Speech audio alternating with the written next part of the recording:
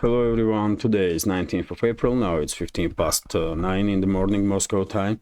I'm Levan Gudadze and this is my first news summary of the day, in which I will share all the main news that are making headlines in Russian media outlets and Russian language pages for this moment. And there is quite a number of important developments and news that I'd like to share with you for this moment, and I will try to go through this news as fast as possible. And breaking news for this moment is, of course, Israel's strike on Iran. Many media outlets are reporting that central Iran was targeted by Israel. Unknown type of drones was used by Israeli forces. Yet again, this is media reports, by the way. Israeli side did not yet confirm any strikes on Iran at all for this moment.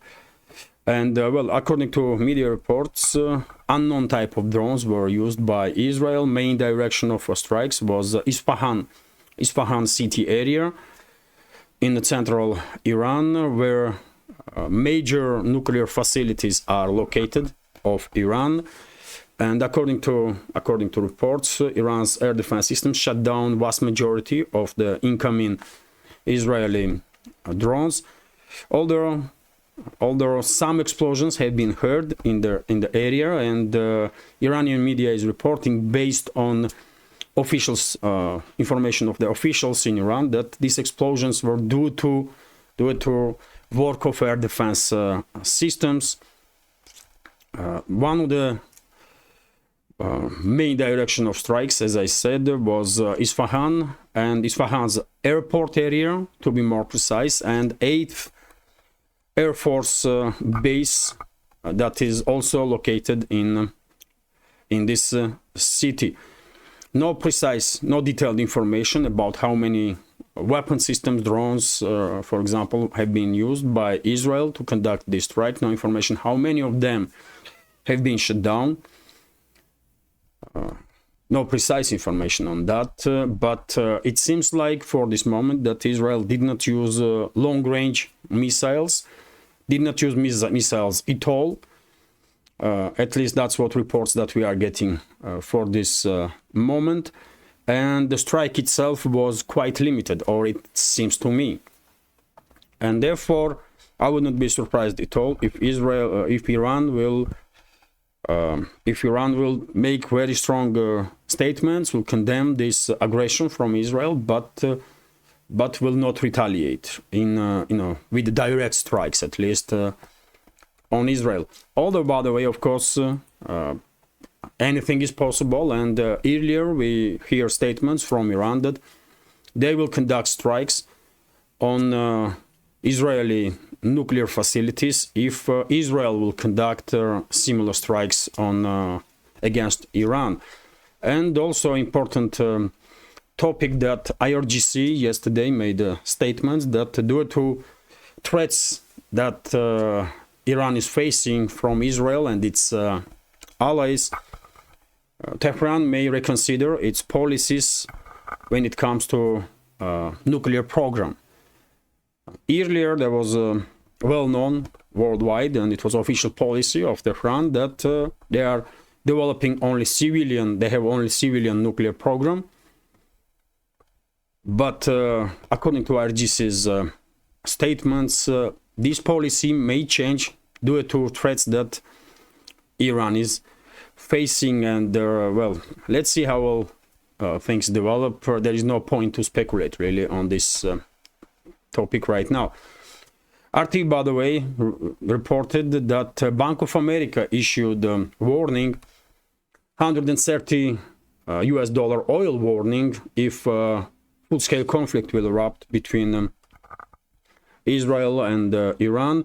Let's hope there will be no full-scale conflict, military conflict between Iran and Israel, or regional war in the Middle East. But Bank of America most likely is too optimistic by claiming that in case of regional war, oil prices will only reach $130.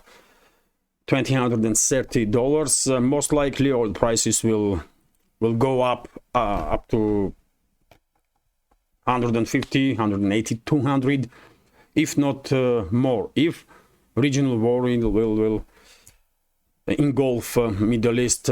Anyway, let's continue. RT is reporting that well, Bloomberg now is coming up with the article that West is fears Ukrainian front line could collapse soon. This is third or fourth day in a row when major Western media outlets are publishing articles with their almost similar headlines and similar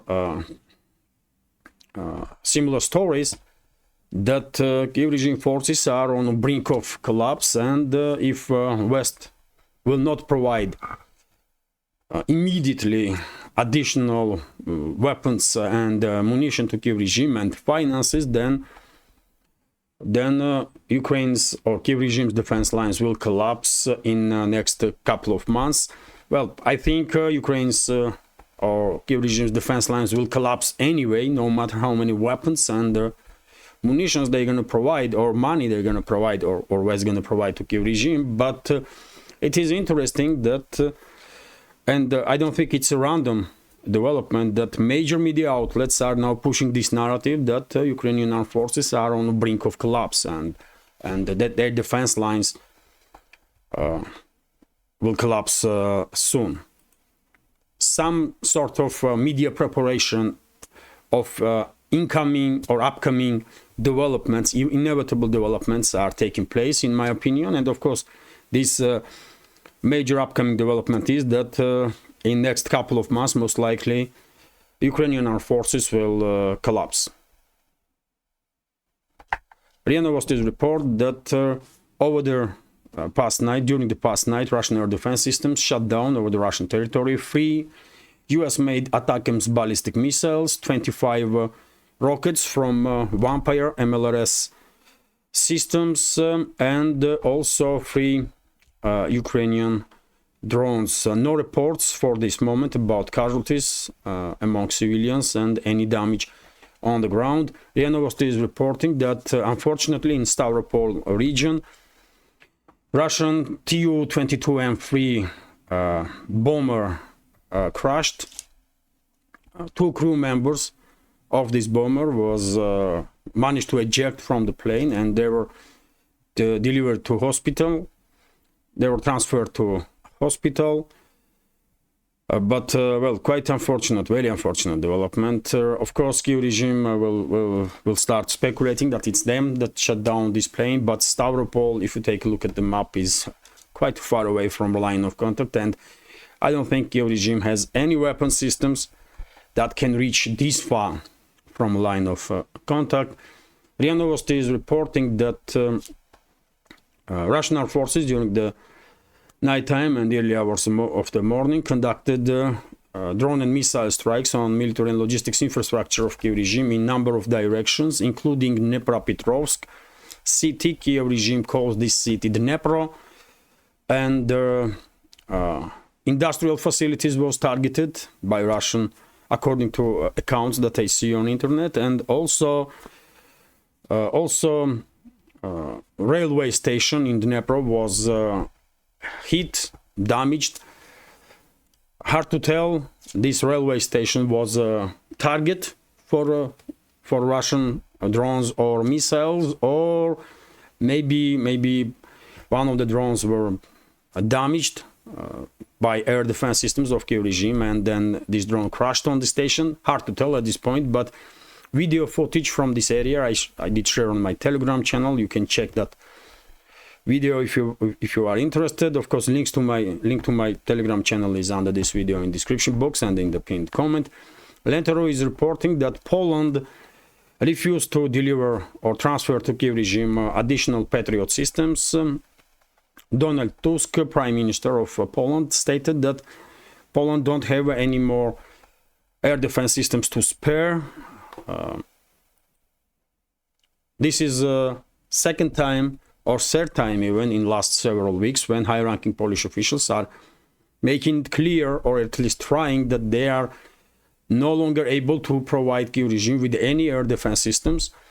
But German Chancellor Scholz, Olaf Scholz, yesterday made a statement that From NATO, Kiev regime will receive at least 6 Patriot air defense systems in upcoming weeks. Let's see. I guess Russian military intelligence will monitor situation closely, and whenever these Patriot batteries will be delivered to Kiev regime, they will be targeted immediately. RIA Novosti's report that Stoltenberg, Secretary General of NATO, calls Ukraine to deal with the issue of the manpower, and he's saying that Kiev regime has to find people who are willing to fight. It's Ukraine's issue or Kiev's issue. Recognition from the NATO that it's not just about weapons, money or munition, it's about manpower, and we all know that vast majority of citizens in Ukraine don't want to fight and die for Zelensky and his criminal associates, especially when they know perfectly well that Russia is no danger for Ukrainian language speakers, for Ukrainian culture, for anything Ukrainian, with the exception of Nazism. When it comes to Ukrainian Nazism and fascism, well, that's a whole different story, and Russia will definitely denazify Ukraine, that's for sure, and will demilitarize. But when it comes to ordinary stuff, man, you can take a look at the Crimea, which is part of Russia since forever, it seems like now. And, well, Ukrainian language, Ukrainian culture feels itself quite okay there. And Ukrainians know it. Ukrainians know that Russia is not the threat for them. And it is obvious that they don't want to fight and die for Zelensky and his criminal masters in the West or their geopolitical agenda. But it is interesting to know that, well, high-ranking NATO officials and Western officials beginning to acknowledge openly that people in Ukraine don't want to fight for them. And Zelensky's regime is facing significant issues when it comes to manpower. Even despite forceful mobilization, by the way, when they are kidnapping hundreds and thousands of people on the streets. RT's report that Zelensky blames EU for Russian advances. Well, he have to blame someone, and because he cannot act hawkishly towards Washington or London, where his masters are based in general. Well, he is allowing himself, and his affiliates also are acting this way, to act hawkishly, to attack EU. TASS news agencies report that SBU is claiming that together with Polish security services, SBU is Ukraine's security service, of course, and they are claiming that together with Polish security services, they arrested some Polish citizen, one Polish citizen, I believe, who was, according to them, their claims, was planning to conduct attack on Zelensky, to assassinate Zelensky. It's up to you if you will believe anything that comes out from Kiev regime. I personally don't. I don't believe anything they say.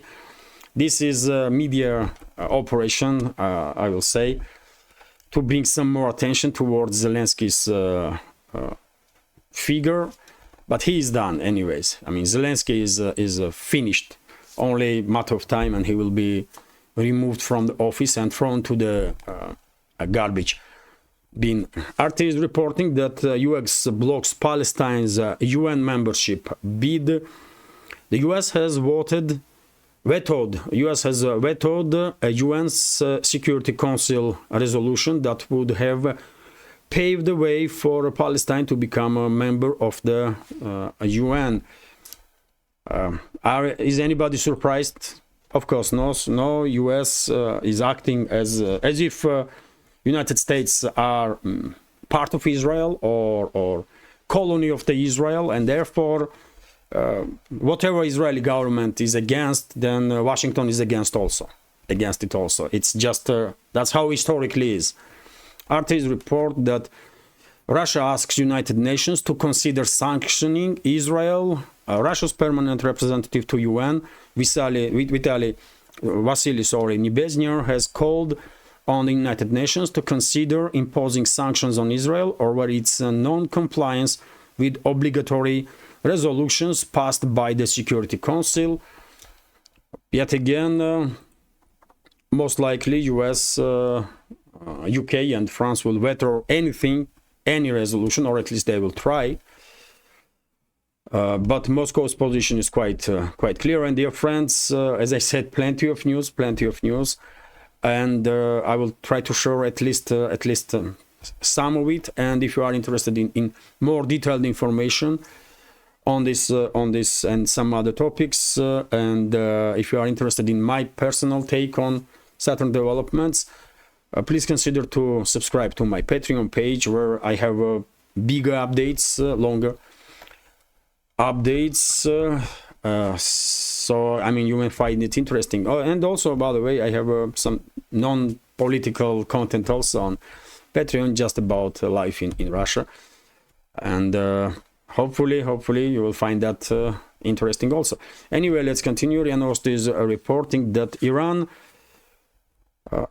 is intended to further increase military cooperation with Russia, which is good news for both countries. I remind you, dear friends, that in upcoming months, Iran will most likely start receiving Su-35 fighter jets, for example. And some media outlets are even claiming that the Su-35s already, at least first bunch, already have been delivered to Iran. So cooperation is already taking place, and will further increase, because it's in interests of the both sides, of course. And well, after all, Iran is a member of the BRICS, and that membership opens additional ways of cooperation for both countries. Lentaru is reporting that Jens Stoltenberg, Secretary General of NATO, once again made a statement that Russia is posing no direct threat to this anti-Russian, basically, military alliance that is led by US. What a surprise! Everyone in this world with their good enough, who is well enough informed, knows perfectly well that Russia is posing no threat to NATO or NATO member states, but because of the political agenda of the Western ruling class, and their puppets in governments of different countries in the collective West are actively pushing this narrative that Russia will attack tomorrow, day after tomorrow, in several years' time. After Ukraine, there will be Baltic states, there will be Poland, they're gonna occupy UK and that kind of crap. But in reality, when these high-ranking officials from the West are challenged, when someone is demanding, give us any proof that Russia is planning to conduct any attack on any member of NATO member states, that's a usual response, by the way, that NATO, for now, has no information and has no reason to believe that Russia is posing direct threat.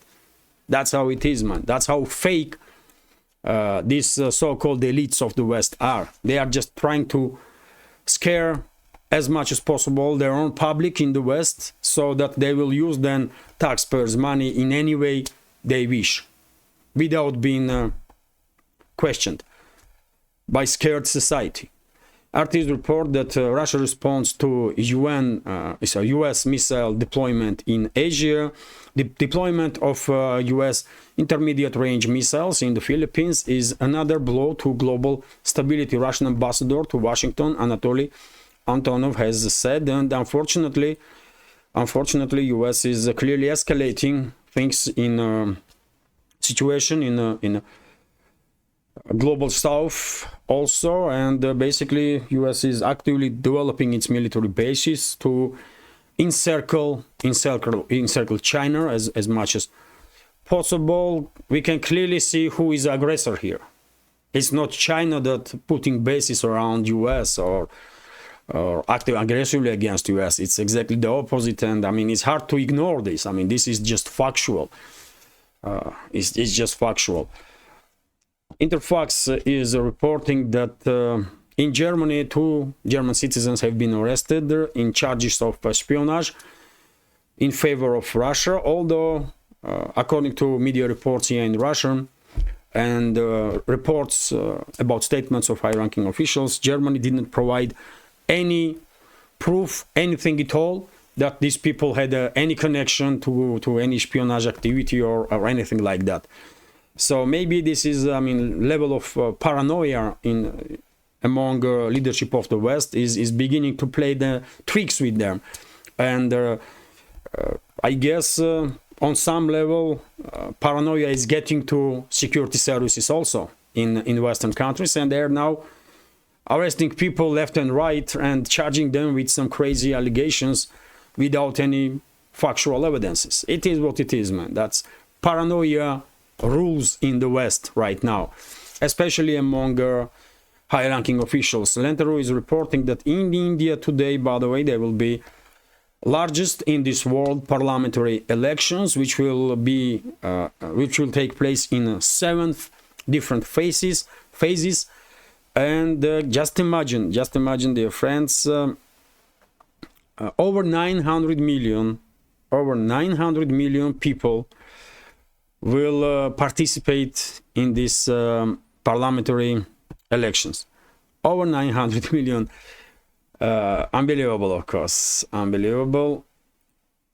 And well, according to a report that I see, current ruling party most likely will receive majority of votes, although I'm not expert in India's internal politics, and I have to wait and see what final results will be. RIA Novosti's report that Macron is disagree with the allegations against him, that despite his public statements, anti-Russian statements, his policies on the ground are somewhat different, and he was criticized for buying.